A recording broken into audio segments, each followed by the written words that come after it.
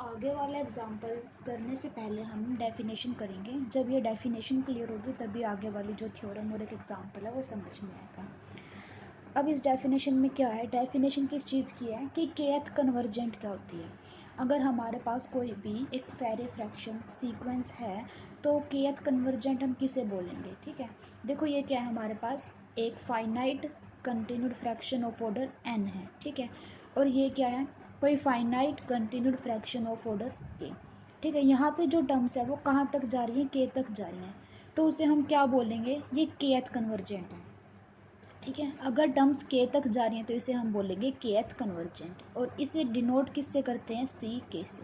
ठीक है, अगर हमारे पास कोई भी इस तरीके की सीक्वेंस है जो कहाँ तक जा रही है, k तक जा रही है, तो हम इसे बोलेंगे this is the kth convergent. ठीक है, अब देखो जब जीरोथ कन्वर्जेंट की बात होगी तो यहाँ पे k की जगह क्या आएगा, ज़ीरो, तो मतलब सिर्फ एक ही टर्म आएगी, वो क्या आ गई, a नोट आ गई। जब C1 की बात होगी मतलब फर्स्ट कन्वर्जेंट, तो टर्म्स कहाँ तक जाएंगी, 1 तक जाएंगी, तो a नोट a1 आ गया हमारे पास।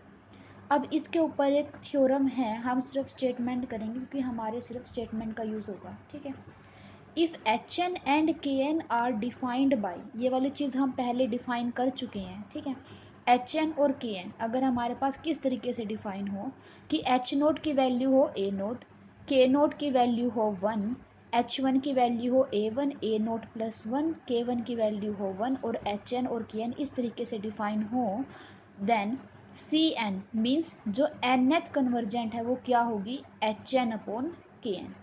अगर हमारे पास Hn और Kn इस तरीके से डिफाइंड हो तो जो Hn बाई Kn है वो क्या बन जाएगी, nth कन्वर्जेंट। Cn को हम nth कन्वर्जेंट ही बोल रहे थे ना, तो इस वजह से Hn by Kn is the nth convergent.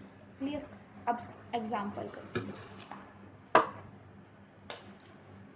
अब देखो हमारे पास एग्जाम्पल में क्या गिवन है, given that irrational number have identical convergent, कि हमारे पास कोई भी दो इरेशनल नंबर है और जो उनकी कन्वर्जेंट है वो कैसी है, इक्वल है। जीरोथ कन्वर्जेंट भी, फर्स्ट कन्वर्जेंट भी, और nth कन्वर्जेंट भी कैसी है, उनकी इक्वल है।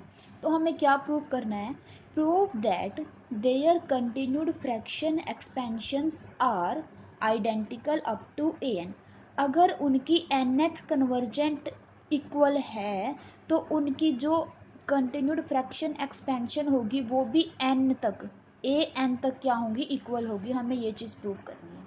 ठीक है, दोबारा रिपीट कर रही हूँ, अगर हमारे पास किसी दो इरेशनल नंबर की कन्वर्जेंट इक्वल हैं तो उनकी जो कंटिन्यूड फ्रैक्शन है वो भी इक्वल होगी। हमें ये वाली चीज़ प्रूव करनी है।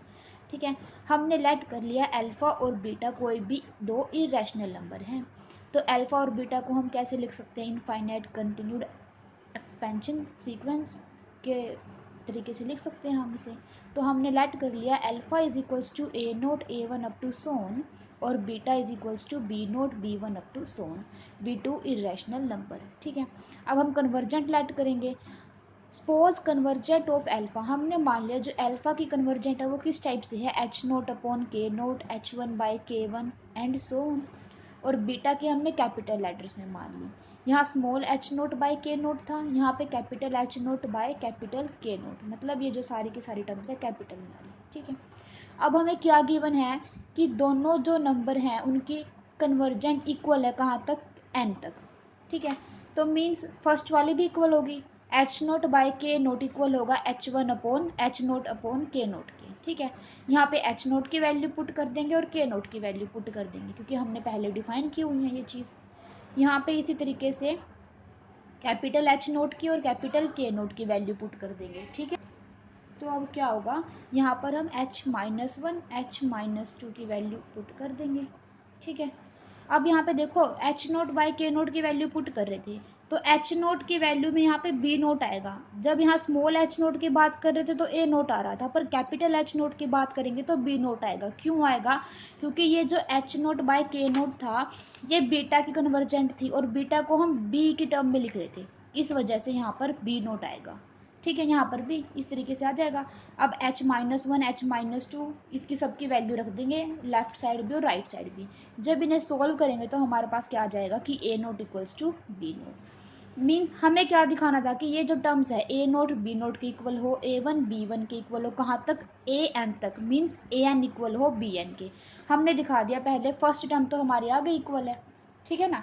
अब देखो नाउ सेकेंड वाले भी इक्वल होंगे, मीन्स एच वन बाई के वन इक्वल होगा कैपिटल एच वन बाई के वन के।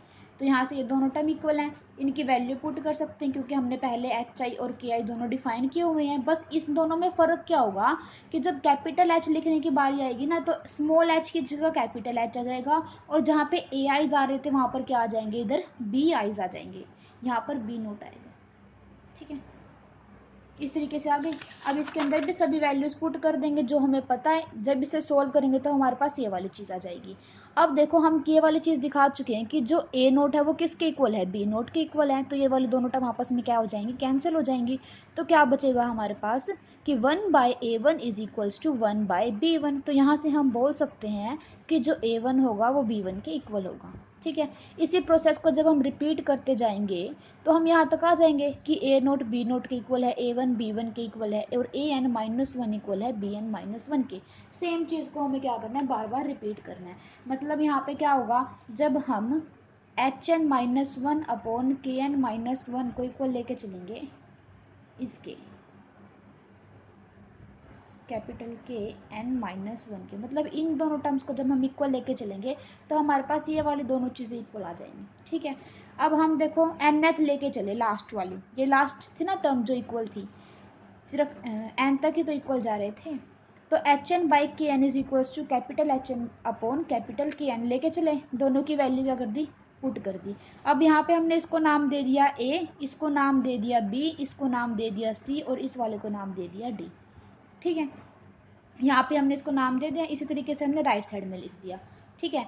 अब देखो जो ए बी सी डी है वो क्या है, एच आईज और के आईज हैं, और हमें पता है जो एच आई हैं और के आईज हैं उनकी जो वैल्यू होती है वो किस में होती है, ए आईज में ही तो होती है, ठीक है ना।